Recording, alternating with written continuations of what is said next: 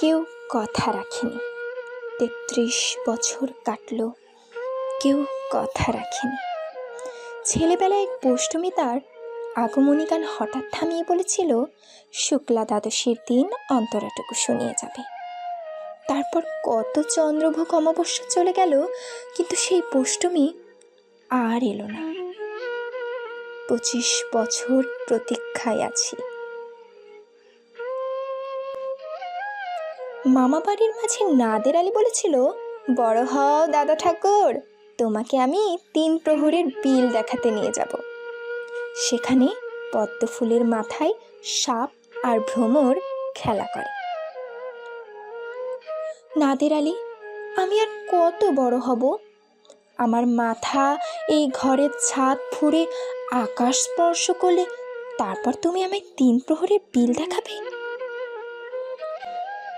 একটাও রয়্যাল গুলি কিনতে পারিনি কখনো। লাঠি লজেন্স দেখিয়ে দেখিয়ে চুষেছে লস্কর বাড়ির ছেলেরা। ভিখারির মতন চৌধুরীর গেটে দাঁড়িয়ে দেখেছি ভেতরের রাস উৎসব।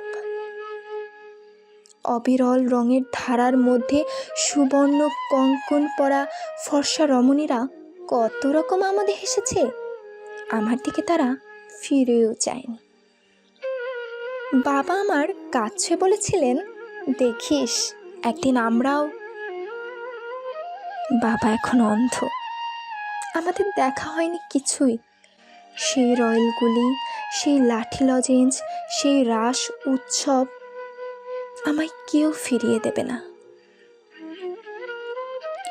বুকের মধ্যে সুগন্ধি রুমাল রেখে বরুণা বলেছিল, যেদিন আমায় সত্যিকারের ভালোবাসবে সেদিন আমার বুকেও এরকম আতরের গন্ধ হবে।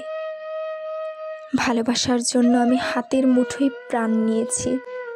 দুরন্ত ষাঁড়ের চোখে দেখেছি লাল কাপড়। বিশ্ব সংসার তন্ন তন্ন করে খুঁজে এনেছি ১০৮টি নীল পদ্ম। তবু কথা রাখিনি বরুণা। এখন তার বুকে শুধুই মাংসের গন্ধ। এখন সে যে কোনো নারী। কেউ কথা রাখেনি। ৩৩ বছর কাটল, কেউ কথা রাখে না।